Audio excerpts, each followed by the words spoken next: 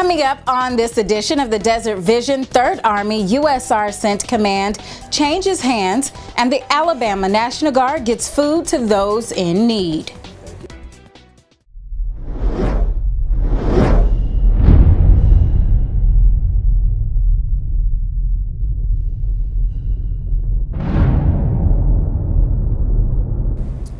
Welcome to this edition of the Desert Vision. I'm Army Sergeant LaShondra Shaw. Change is inevitable, and 3rd Army U.S. Sergeant is no different. Recently, 3rd Army welcomed its new commanding general, Lieutenant General James Terry. Army Sergeant Bruce Pettit takes us to the ceremony. The family, friends, and soldiers of 3rd Army gathered at Lucky Field on Shaw Air Force Base recently for the 3rd Army Change of Command ceremony between the incoming commander, Lieutenant General James Terry, and the outgoing commander, Lieutenant General Vincent Brooks. In his farewell speech, General Brooks called Terry, who most recently commanded 5th Corps, a warfighter of the First Order. And of course, I could not be more pleased with the choice our Army, our Secretary of Defense, and our President, our Commander-in-Chief, and our Senate made in my replacement. Lieutenant General James Terry is a warfighter of the First Order with incredibly deep experience in combat.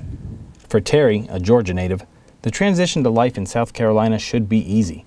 But when it comes to college football, things get a bit more complicated. Having grown up in the mountains of North Georgia and only a short drive, it's great to be in the pines here of beautiful South Carolina. Julie and I are very happy to be here and take command of this great team. I look forward to the fall and some great SEC football. Now, it might be a house divided when Georgia plays South Carolina, but it will be a house united against Alabama, Florida, Tennessee, and all those other SEC teams out there. Go Dogs! Hooah. Reporting from Shaw Air Force Base, I'm Sergeant Bruce Pettit. With the rise in popularity of mixed martial arts, soldiers are taking training in modern Army combatives to the next level.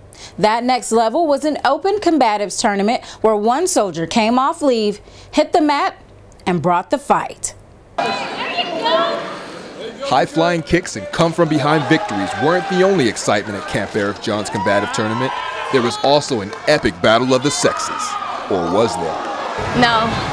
It was I just thought of him as my battle buddy, and I didn't think of, oh, I'm a female, he's going to take it easy. I wanted him to go as hard as he could, and I wanted to go as hard as I could to display what we have learned, to defeat the enemy, not each other. So what goes through the mind of a warrior as they beat up an opponent's hands with their face? He's slapping me, get revenge, slap him back. Trimble's putting her level 2 combative skills to the test and strengthening friendships through hand-to-hand combat. You fight and then you make up. Your friends ain't even after it all. From Camp Eric John, Kuwait, I'm Army Sergeant Andre Clark.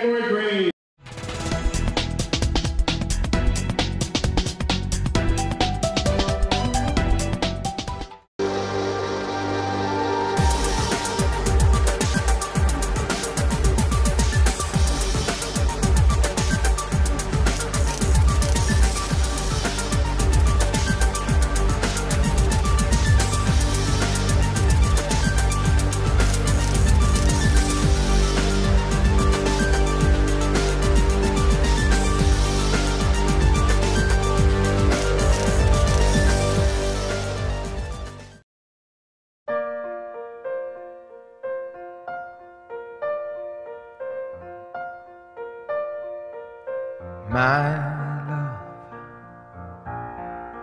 there's only you in my life, the only thing that's right. My first love.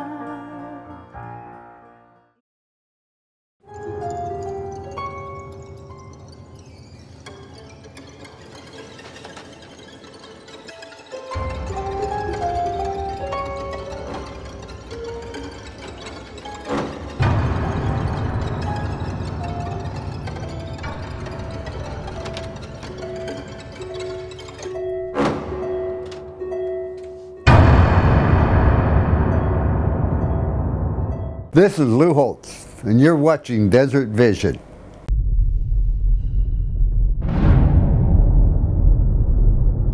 Welcome back. The Army National Guard is known for quickly responding to disasters and providing essential items to those affected. Being in a deployed environment is no different for them. Sergeant Catherine Dowd shows us how the Alabama National Guard's 135th Expeditionary Sustainment Command helped get food to those in need. The Alabama Army National Guard's 135th Expeditionary Sustainment Command recently participated in a humanitarian mission with U.S. Army Central at Camp Arifjan, Kuwait. They worked together to coordinate the movement of more than 16,000 halal meals in order to provide non-lethal assistance to the Syrian Opposition Coalition and the Supreme Military Council. Halal meals are prepackaged meals that are prepared according to Islamic law, ensuring that the food meets Muslim religious standards. Major Adam von Bartheld, Class 1 Branch Chief of the 135th, helped facilitate the movement of these meals.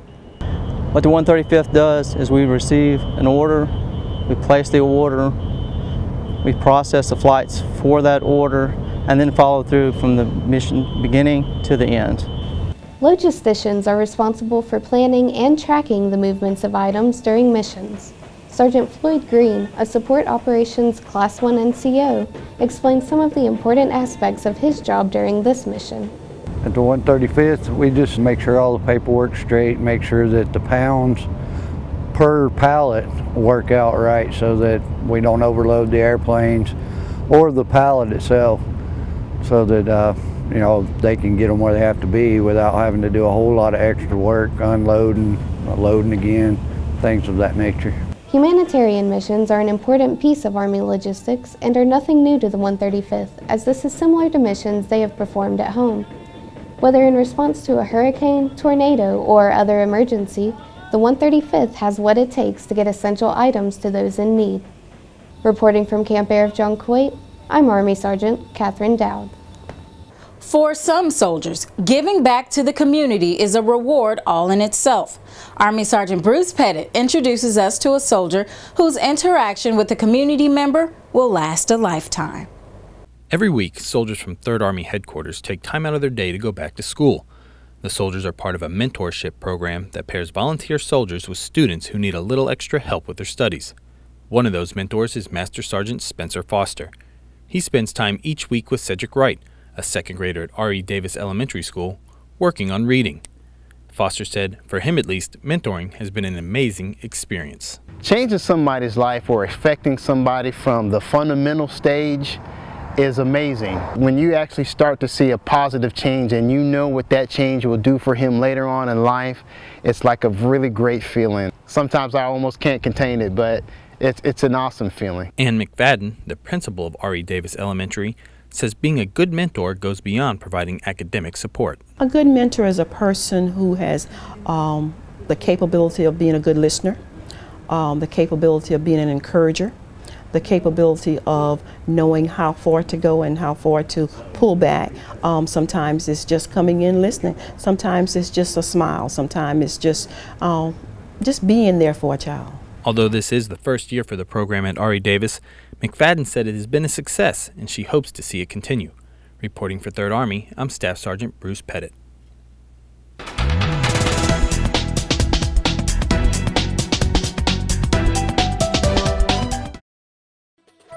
The 2013 Ramadan starts on July 9th and goes to August 7th. Ramadan is the 9th month of the Islamic calendar. It's a time of fasting for the Islamic people, and there are a few things that everyone should know while among our host nation. You're not allowed to smoke, drink, or chew gum in public in the hours between sunrise to sunset. You're not allowed to dance or sing in public. Don't play very loud music at any time, whether in your car or at home. If others can hear it, it may offend. You shouldn't anyway, but don't wear any revealing or tight clothing in public. Don't swear in public. Blasphemy is frowned upon at the best of times, but during the holy month is particularly insulting. Remember, we are visitors here and should show respect for our host nation and follow the rules.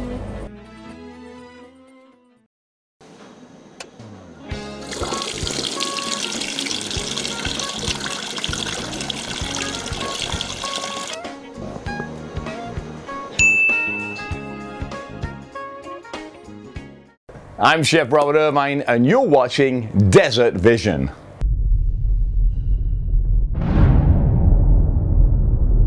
Welcome back. Have you ever wanted to know what soldiers and other military occupational specialties do?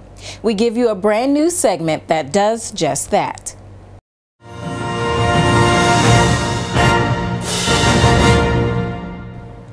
Hello and welcome to the first edition of Your Specialty. I'm Army Sergeant Chad Guthrie.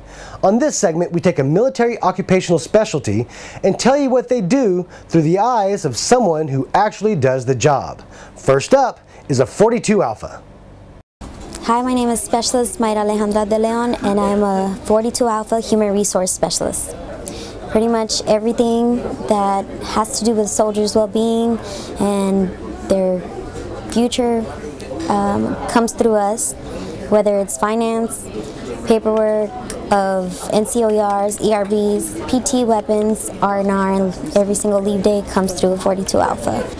It's very important because we have to consider that every soldier has a family as well, so we have to put their paperwork and their issues like if it was our own. Our job does hold a lot of soldiers everything because, like for example, right now we do R&R. Right next door, we take care of all the soldiers who are in Kuwait for more than 365 days. So it's in our hands to be able to process and help them go home to their families and return back safely to Kuwait.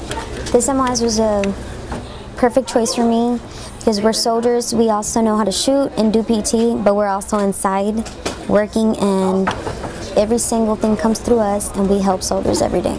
I'm proud to be a 42 Alpha in the United States Army, AG all the way. In the morning, 3rd Army USR sent soldiers form up, salute the colors during Reveille, and train their bodies to continue answering our nation's call. Army Sergeant Andre Clark introduces us to 2 soldiers who continue pushing their bodies to the limit long after the colors are lowered and most are headed to their bunks to retreat. 3, 2. Army Captains Andrew Widmeyer and Cesare Cuenca have just as much competitive juices flowing as sweat dripping on the mat. Their goal? Never be average. Defend the nation as top-level soldiers. The result? Motivating each other and pushing their bodies to the limit using CrossFit. It's about pushing yourself to your max level, you know. One reason why you want to push yourself is you have peers that actually work out with you, and when you see them pushing hard, you just tend to push twice as hard. CrossFit is a mixture of bodyweight exercise, aerobics, and Olympic weightlifting. Each workout of the day is designed to improve the individual's strength and conditioning. There's always boundaries that you think you have, and then you can always work past them. You know, you can work longer than you thought you could. You can work harder than you thought you could. CrossFit Arifjan is located inside the Zone 6 Tactical Activity Center. There's an average of 4 classes a day, and the facility offers 6 experienced instructors to motivate their class to safely reach their potential. You get in the best shape, functionally fit, train to do anything. And that's what the military is all about. Anytime, anywhere, any mission. From Camp Arifjan, Kuwait, I'm Army Sergeant Andre Clark. You can find these stories and more at our Facebook page, www.facebook.com/US Army Central. Thanks for watching.